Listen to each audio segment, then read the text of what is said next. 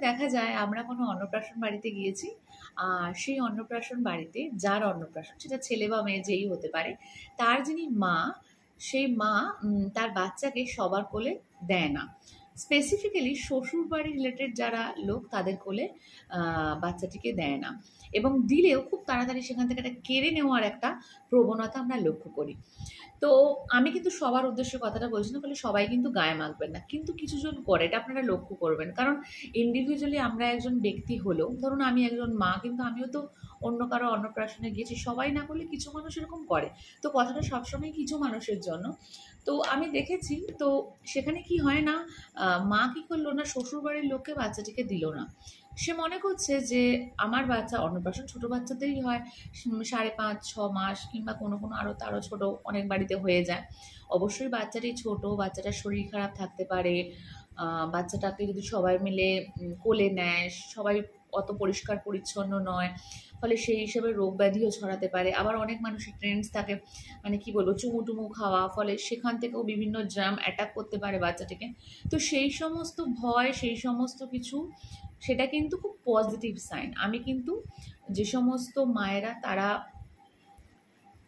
বাচ্চাটিকে নেওয়ার পরে সেই সমস্ত দিক থেকে সামনের ব্যক্তিটিকে বলেন, দেখুন আপনি চুমু খাবেন না, আপনি খুব বেশি চটকাবেন না, কিংবা মানে আপনি খুব তাড়াহুড়ো করে কোলে নেবেন না, ঝাঁকাবেন না, এগুলো যারা বলে, মুখের ওপর বলে, তারা কিন্তু ঠিকঠাক আছে। এবং আমি সেখানে মনে করি যে সেটা বলাই উচিত, কারণ সবার কিন্তু সেন্সটা সমান নয়, মানুষ তো সমান না, আমরা কেউই সমান নই।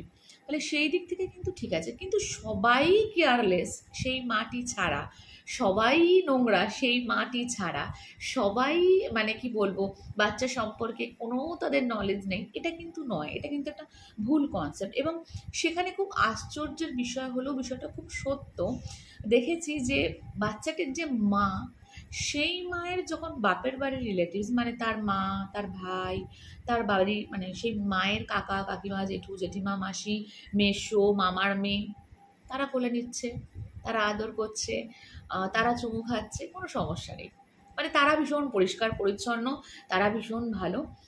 আর যখন কোশ্চেন আসে ছেলের বাড়িটির ক্ষেত্রে, তো ছেলেটি যতটা মায়ের ততটাও তো বাবারও, কিন্তু হঠাৎ করে আমি জানি না কেন সেই মা শ্বশুরবাড়ির যারা লোক, অর্থাৎ মানে বাবার, মানে বাচ্চাটির বাবার কাকা কাকিমা, রিলেটিভস, তাদেরকে না না না না, ধরো না ধরো না, না না না, দিয়ে দাও দিয়ে দাও, আচ্ছা আচ্ছা আচ্ছা, ঠিক আছে ঠিক আছে, এই যে একটা ব্যাপার তারা করে থাকেন, এটা কতখানি ঠিক, এটাই আমার প্রশ্ন প্রত্যেকের ক্ষেত্রে।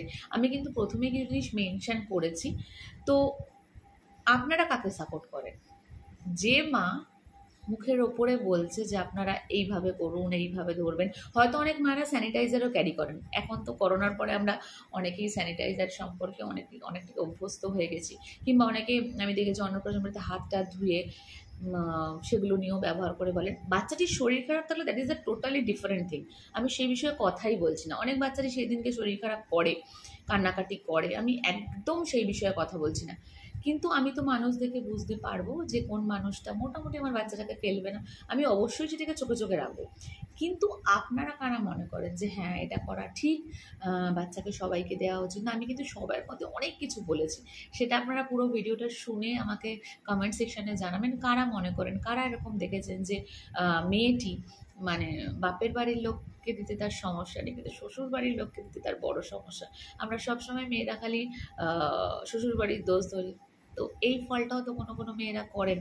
এবং এই ফলটাকে আপনি কতটা ঠিক, মানে আমি তো ফল্ট বলেই মনে করি আমার আমার দৃষ্টিভঙ্গিতে, আপনি কি বলে মনে করেন অবশ্যই সেটা কমেন্ট সেকশনে জানাবেন।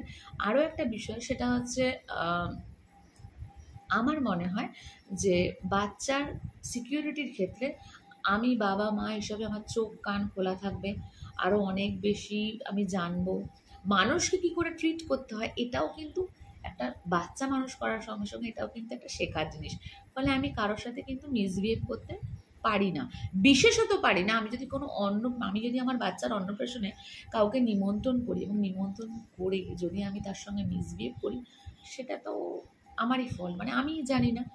তো যাই হোক, এটা একটা মানে কন্ট্রাডিক্টরি একটা কথা, কিন্তু এটা আমার ভীষণভাবে মনে হয়েছে। এবং সত্যি কথা বলতে কি, আমরা এরকম প্রায়শই দেখে থাকি। তো আপনারা কারা দেখেছেন এবং আপনারা কারা মনে করেন যে এরকম করাটা ঠিক না? আমাদের বোধহয় আমাদের প্রত্যেকেই নিজের মধ্যেও কখনো কখনো কোনো কারেকশন করা উচিত, তাই না?